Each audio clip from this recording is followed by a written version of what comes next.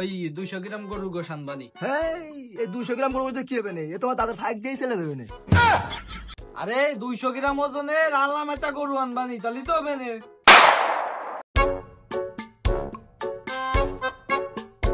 শালার কতক্ষণ হইলো, এখনো কোনো খবর নাই। কিসির খবর রে বন্ধু? বিটিভির বেলা 12টার খবর নাকি?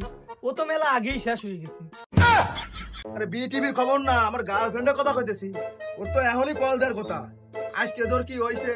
দেখ বন্ধু, পাতলা পায়খানা হইছে, বারে বারে টয়লেটে যাইতেছে, এই জন্য তোর কথা ভুলে গেছে। দেখ বন্ধু, তুই আদরে পেতাল পারিস নাই, এমনি আমার অনেক চিন্তা হইতেছে। এ বন্ধু, গার্লফ্রেন্ডে কল না দিলি পারে কি মেলা কষ্ট হয়? তা কবি কিডা উগার কি হয় তা তো জানি নে, কিন্তু আমার তো কষ্ট মষ্ট হয় না। কে বন্ধু, তোর কষ্ট হয় না কে? আরে গার্লফ্রেন্ড থাকলেই পারে না কল দিতে ভুলে যাবি? আমারটা তো জন্ম নিতেই ভুলে গেছে। এত কষ্ট মেনে নেওয়া যায় না, মেনে নেওয়া যায় না। কি করে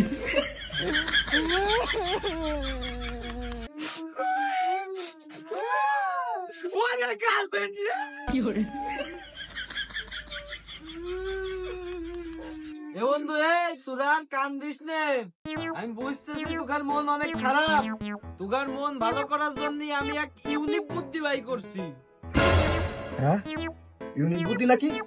কি বুদ্ধি বন্ধু? চল আমরা একটা পিকনিক করি। পিকনিক করলে পরে সবার মন ভালো হয়ে যাবে না। হ্যাঁ, পিকনিক পিকনিক তো তাহলে করাই যায়।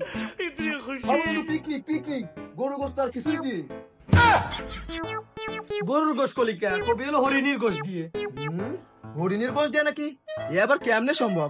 শোনো মনি, তোমার এই পিকনিকের আইডিয়া এ ক্যান্সেল হয়ে যাবে না আমি জানি। ক্যান্সেল যদি হয়ে যায় তাহলে গরুর গোশের জায়গা হরিণীর গোশতে করলে সমস্যা কি? কি করে ওরে না, এইবার ক্যান্সেল হওয়ার কোনো চান্সই নাই। কারণ এইবার পিকনিকের আয়োজন এমন ভাবে করবো, টাকা পয়সাই লাগবে না আমাদের, তা ক্যান্সেল হবি কেম ভাই? টাকা লাগবে না মানে? বিষয়টা একটু খুলে কথা বন্ধু, কেমনে কি? তলিবারে বন্ধু শোনেক, আমাদের পিকনিকের প্রধান অতিথি বানাবো কসাই জাহাঙ্গীর রে, ও সব গোশ দেবে। আর বিশেষ অতিথি বানাবো হলো মুদি আনোয়ার রে, ও ডাল চাল যা লাগে ওগুলো দেবে। এভাবে পিকনিক হয়ে যাবে। ওই যে দেখিস নে অনুষ্ঠানে প্রধান অতিথি বানাই, বিশেষ অতিথি বানাই, আমরাও ঠিক একই কায়দায় এই পিকনিকটা করবো। হ্যাঁ, পিকনিক কি আবার প্রধান অতিথি বিশেষ অতিথি হয়? আরে না, এ হয় নাকি? ওই কসাই জাহাঙ্গীর যে দেনাদার আসলো, তার উপর আবার গরু মাংসের দাম বাইরে গেছে।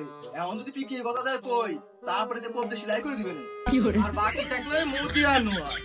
আর ও যে লোকের লোক, 5 টাকার একটা বিড়ি বাকি চলি দাঁতের উপর দাঁত দিয়ে ঠেক করে ওঠে।